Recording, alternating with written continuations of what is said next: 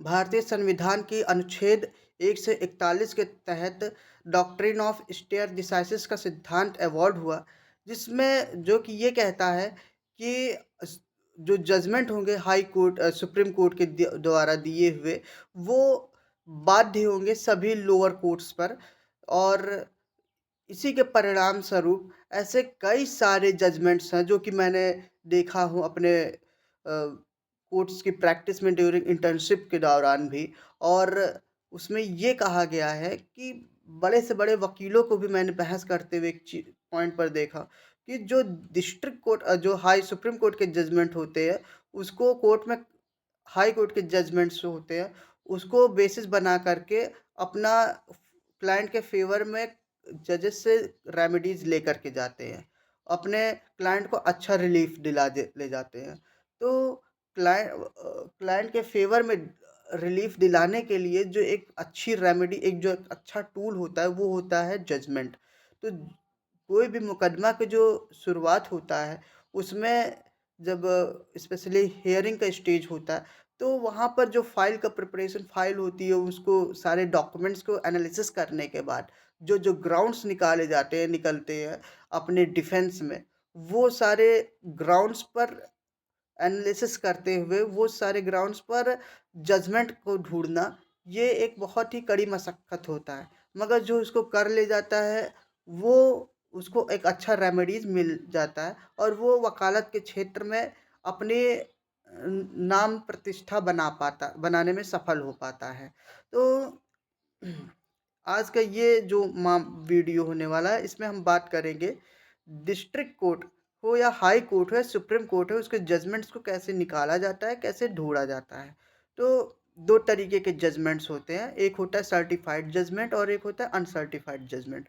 जो certified judgements होते हैं, उसके लिए अलग चाहे कचहरी हो, कचहरी का अगर डिस्ट्रिक्ट कोर्ट की बात करें तो जो उसका प्रोसेस होता है, वहाँ पर फॉर्म मिलता है, वो फॉर्म में टिकट वगैरह आप उस फॉर्म पे बेचने वाले से कहेंगे पूरा टिकट लगा करके दीजिए, तो फिर वो टिकट पूरा लगा करके देंगे। उसमें पूरा पार्टीज़ का नेम, कौन-सा मुकदमा, कौन से ईयर में है, हर चीज़, सारे डॉक्यूमेंट्स, सारे केस की जो डिटेल्ड है, एसेंशियल डिटेल, वो उन पूरे फॉर्म में पूरा फ़िलअप करते हुए ले जा कर के नकल विभाग में लगाएँगे। फिर वहाँ पर वो डेट वगैरह सिग्नेचर वगैरह करेंगे, चढ़ा देंगे। फिर उसके बाद आप वहाँ के ऑफ़िस में जाइए। वहाँ के ऑफ़िस में जा कर के बाबू से मिलेंगे, तो फिर वहाँ पर जो बाबू होगा वो देखेगा, तो फिर उससे कहेंगे, रिक्वेस्ट करेंगे, तो वो जो ऑर्डर होगा उस फ़ाइल से निकाल कर के देगा। फिर उसको ले जा कर के फ़ोटोकॉपी कराइए। फ़ोटोकॉपी कराने के बाद जो ओरिजिनल वाला उसको उनको दे दीजिए ऑफ़िस में। और जो नकल विभाग है, वहाँ पर ले जा कर के आप स्टैम्प और मुहर लगवा कर सिग्नेचर बाबू से करवा लेंगे, तो वो आपका बन जाएगा एक नकल सर्टिफ़ाइड कॉपी। ये हो गया डिस्ट्रिक्ट कोर्ट का जो होता है जजमेंट निकालने का तरीका। अब जो होता है हाई कोर्ट का, वहाँ पर ये होता है कि आपको देखना पड़ेगा कि मुकदमा कितना पुराना है और कितना नया है। अगर कुछ ही साल पुराने मुकदमे होते हैं, तो फिर वो मैनुअली भी निकल जाते हैं। तो मैनुअली निकलने पर क्या होता है कि जो भी मामले हैं, उसको पूरा एक फॉर्म आता है, 25-30 रुपए का में मिल जाता है वो। और उसको पूरा फ़िलअप करने के बाद उसको ले जाकर के वहाँ पर कोर्ट में कि जो ऑफ़िस है, वहाँ पर जो एक अलग सेक्शंस होता है नकल विभाग का, वहाँ पर आप डिब्बे में डाल देंगे, तो 2 दिन बाद मैसेज आ जाएगा और उसको जा कर के कलेक्ट कर लीजिए। उसमें सारे डिटेल वगैरह पहले से ही फ़िलअप किए रखिएगा। और पीछे के जो पन्ना होगा जिसमें स्टैम्प लगा होगा, उसमें कौन-कौन सा डिटेल्ड है, कौन-कौन से केस से सारे डिटेल डाल दीजिएगा। जो भी ना उस मुकदमे को जजमेंट को निकाल रहा है, वो भी अपना नाम और नंबर ज़रूर लिख दे। ये सब चीज़ें बहुत ज़रूरी होते हैं। फिर उसको करने के बाद फिर आपको 2-3 दिन बाद मैसेज आ जाएगा, आप जा कर के उसको कलेक्ट कर लीजिए अपना। ये हो गया नकल हाई कोर्ट से निकलवाने का।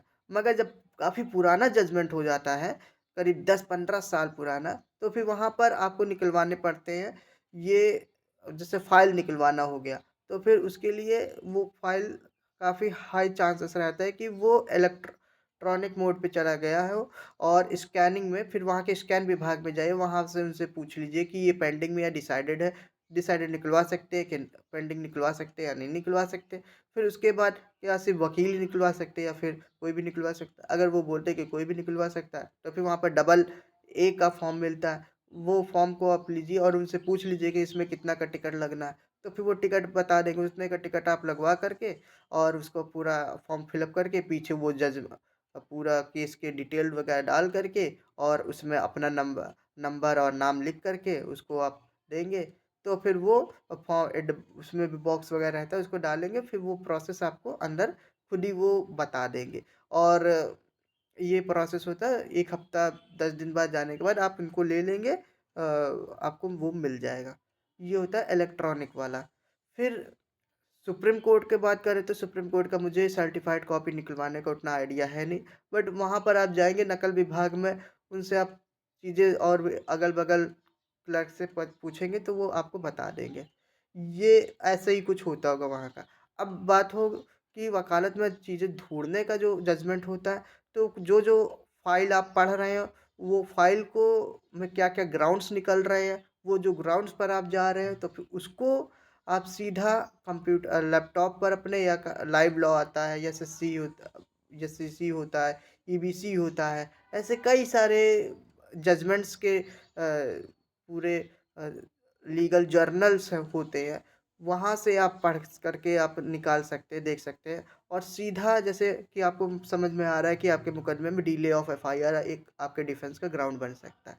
तो फिर वो सारे जजमेंट्स आप निकालना शुरू कर दीजिए, जहाँ से आपको पहले कोर्ट लाभ दिया हुआ हो और वो सारे जजमेंट जो हैं, वो कहीं से भी आपका अगेंस्ट में ना हो, वो ओवर रूल्ड ना हो। ये सारे चीज़ें बहुत ज़रूरी होती है और इसके लिए एक सेकंड पार्ट भी ले आऊँगा, इसका जैसा रिव्यू रहेगा उसके अकॉर्डिंग।